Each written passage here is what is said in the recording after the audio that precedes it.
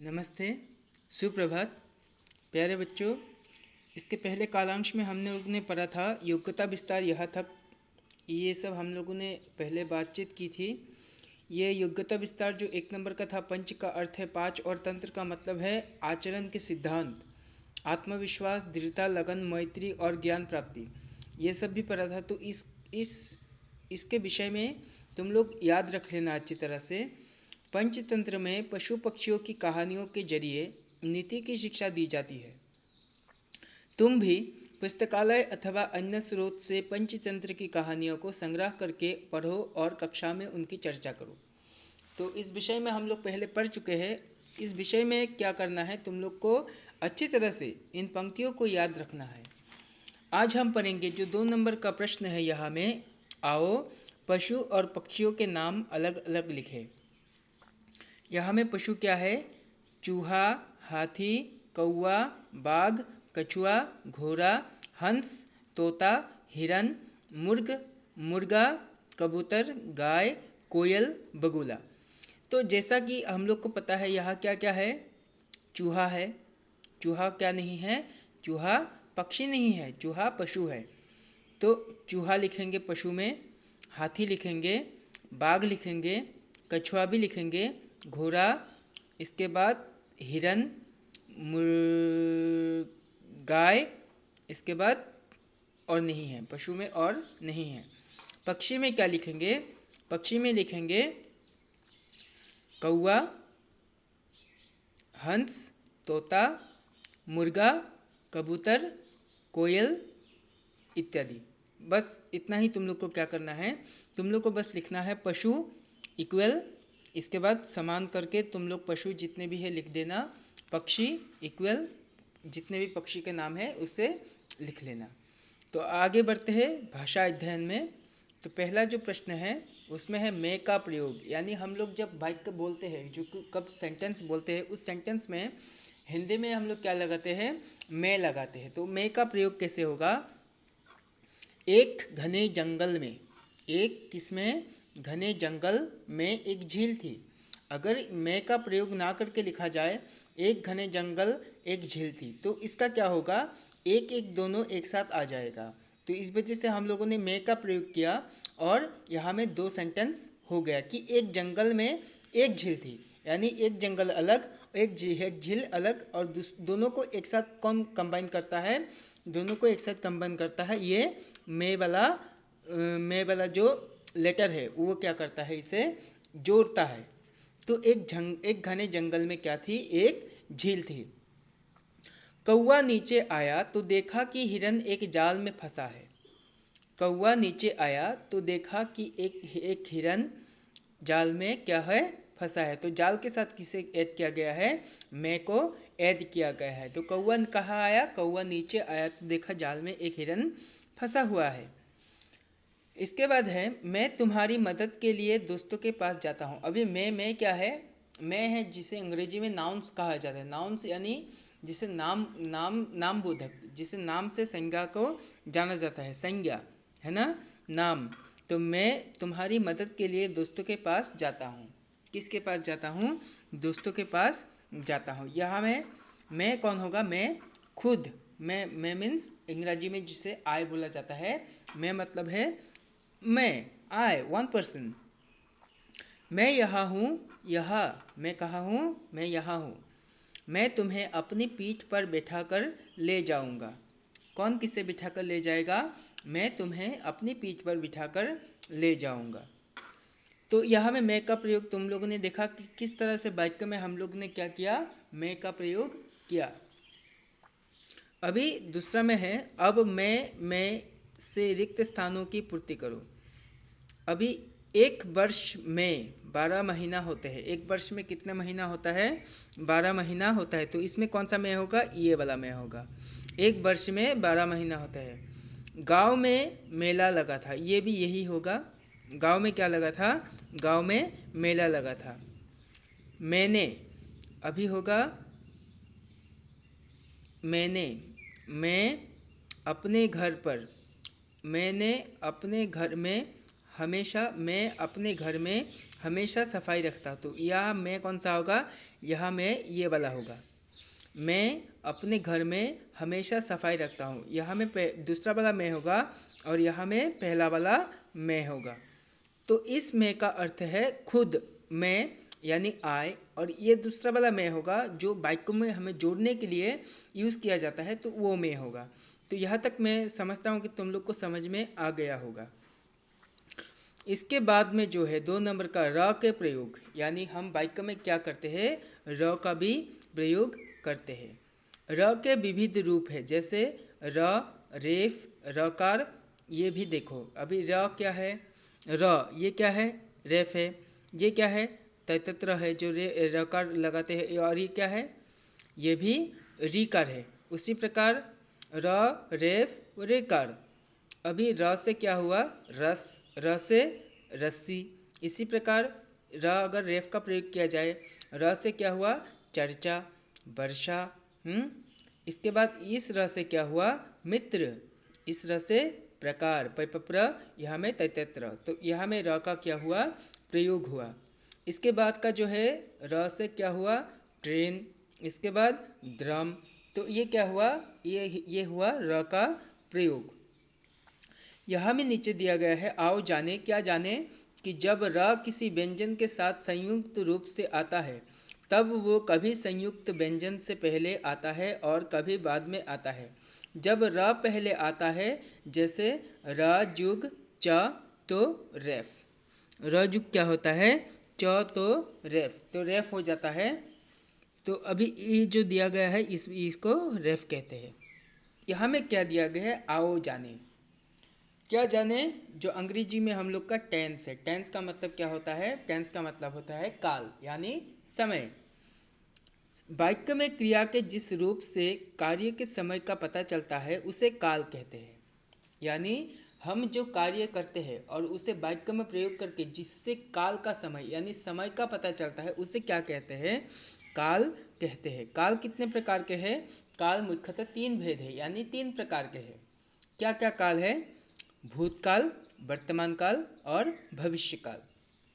भूतकाल यानी जो बीत चुका है, जो काम पहले ही हो चुका है और पहले हो जाने को क्या कहते हैं, भूतकाल कहते हैं। जब काम के हो जाने का भाव हो, जिस पंक्ति से, जिस वाक्य से हमें ये संदेश मिलता है कि काम पहले ही हो चुका है, तो उस काम को हम किस कैटेगरी में ले जाएंगे, उस काम को हम भूतकाल की कैटेगरी में ले जाएंगे।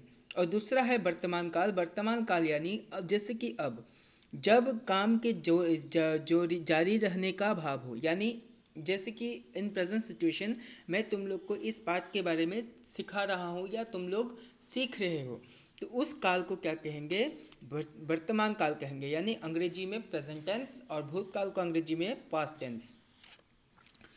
इसके बाद है भविष्यकाल। भविष्यकाल यानी जब काम आने वाले समय में होने का भाव हो, यानी जो आ रहा है, जो होने वाला है, जिसके बारे में हमें पता ही नहीं है, जो होने वाला है, उस काम को हम क्या कहेंगे, भविष्यकाल।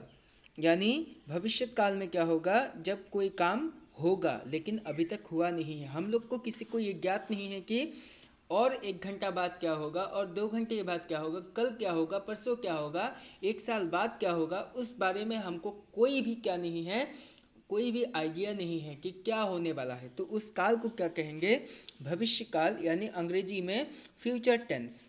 तो इन सभी कालों के बारे में तुम लोगों ने यहाँ जाना, यह में बहुत ही संक्षिप्त रूप से दिया गया है। इसको अगर फिर डिवीजन करेंगे, और जैसे कि अंग्रेजी में तुम लोगों ने पढ़ा होगा कि present tense, past tense, future tense, हर एक टेंस का क्या होता है, और 4 हिस्से होता है। जैसे प्रेजेंट टेंस का प्रेजेंट इंडिफिनिट, इसके बाद प्रेजेंट कंटिन्यूअस, इसके बाद present perfect continuous, present perfect and present perfect continuous. तो ये सब के 4 क्या है, भेद है। तो उसी प्रकार हम लोग को भी हिंदी में ऐसे ही मिलेगा, और इसके बारे में हम लोग बाद में विस्तृत रूप से विवरण करेंगे। तो यहाँ में तुम लोगों ने काल के बारे में थोड़ा सीखा, और यहाँ में कुछ है बहुत ही ज़रूरी होता है, चर्चा, मतलब यहाँ से गया है ये राज्य च तो रेफ चर्चा। तो होता है चर्चा, वैसे ही जब र बाद में आता है, जैसे प जुग र, यानी र किसके बाद में आया, प के बाद में आया, उस तब इसका रकार होता है तो प प प्र। प के बाद र आया, प्रकार। ड ड द्र ड्रम, ये इस प्रकार से भाग किया गया है ड्रम को। ड जुग र जुग अ, यहाँ में अ कैसे आया, क्योंकि हम लोग को पता है कि व्यंजन वर्ण में हर एक संधि, हर एक वर्ण के बाद क्या होता है, स्वर वर्ण का उच्चारण होता है। तो ड उच्चारण करते समय अगर हम लंबे से ड उच्चारण करेंगे तो ड जुग अ, यानी ड के साथ अ आ ही जाता है।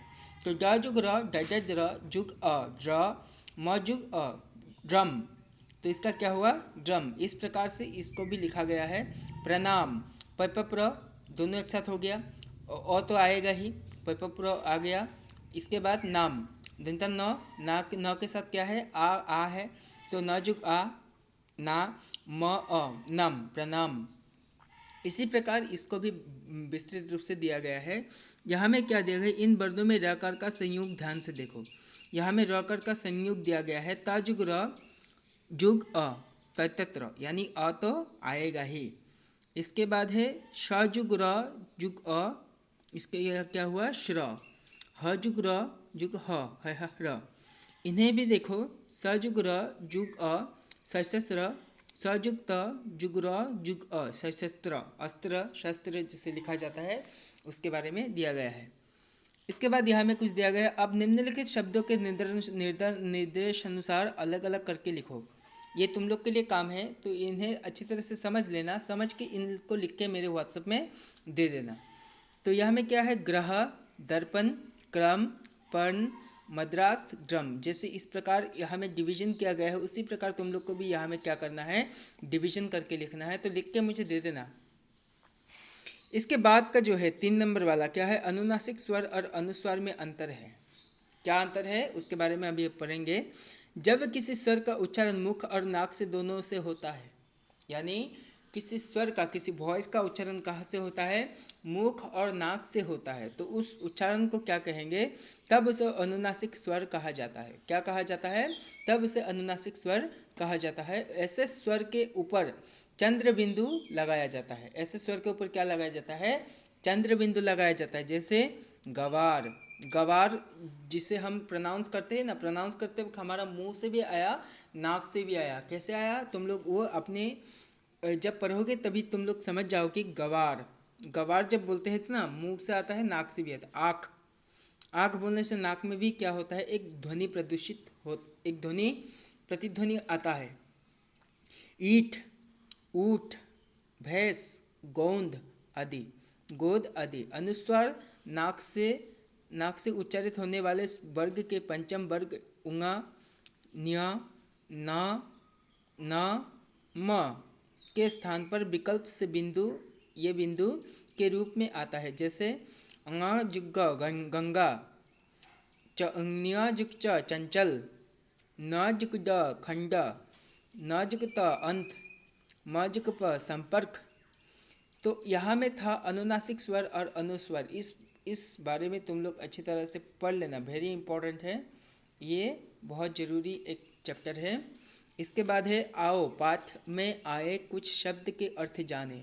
यहाँ में कुछ अर्थ दिया गया है, जैसे झील, झील यानी बड़ा प्राकृतिक जलाशय यानी सरोवर, यानी बहुत बड़ा झील जैसे लेक होता है। तुम लोगों ने अगर कोई शिलोंग गया हो तो शिलोंग में है उमियम लेक, इसके बाद टेहरी डैम है, इसके बाद बहुत सारे झीलें हमारे भारतवर्ष में है। और झीलों की नगरी, झीलों की नगरी किसे कहा जाता है, उत्तराखंड में है, देहरादून में है, इसके बाद कश्मीर में है, हिमाचल प्रदेश में है। ये सब बहुत ही जगह में हम लोग का क्या है, झीलों की झील दिखाई देते हैं। बहुत सुंदर सुंदर झील हमारे भारतवर्ष में है। इसके बाद काला कलूटा, काला कलूटा यानी कुरूप, कुरूप बोला गया है, कुरूप यानी खराब दिखने वाला, यानी काला कलूटा। इसके बाद है सुनहरे, सुनहरे यानी सोने के रंग वाले, यानी सोना किस रंग का होता है, सोना तुम लोगों ने हर किसी ने देखा होगा गोल्डन कलर, जो बहुत ही सुनहरी होते हैं। और जैसे सूर्य का रोशनी, शाम को देखना सूर्य का रोशनी कितना सुंदर से सुनहरी रंग फैलाता है, तो वो क्या होगा, सुनहरे। इंतजार, इंतजार यानी अपेक्षा, अपेक्षा यानी वेट करना, जिसे अंग्रेजी में क्या बोलेंगे, वेट। इसके बाद पुकार, पुकार यानी जोर से बुलाना, यानी हम बुलाते हैं ना किसी को, जोर से बुलाते हैं तो उसे क्या कहेगा, उसे पुकार कहा जाएगा। इसके बाद है फंसना, फंसना यानी किसी झमेले में टूट जाना, झमेले में कूद जाना, जिसे फंसना, कैद हो जाना, फौरन, जल्द, आज़ाद, मुक्त, यकीन, विश्वास, झाड़ी, कटीला पौधा, चौकरी, उछाल, उछल कूद। तो ये सब था हमारे पाठ के जो शब्दार्थ। तो इस पाठ में हम लोगों ने जितना भी भाषा अध्ययन था हर किसी के बारे में विस्तृत रूप से पढ़ा। तो इस वीडियो को अच्छी तरह से पढ़ लेना, इस वीडियो को अच्छी तरह से देख लेना। तो इसमें क्या है, तुम लोग को ये काल मिल जाएगा, ये मैं का प्रयोग मिल जाएगा, कहाँ क्या करना है। इसके बाद यहाँ में है अनुनासिक स्वर, अनुस्वार में अंतर क्या है, ये सब भी अच्छी तरह से याद रख लेना था। तो यहाँ तक आज हम लोग ने पढ़ा। तो आज की कालांश हम लोग यहाँ में ही ख़त्म करते हैं। नमस्ते।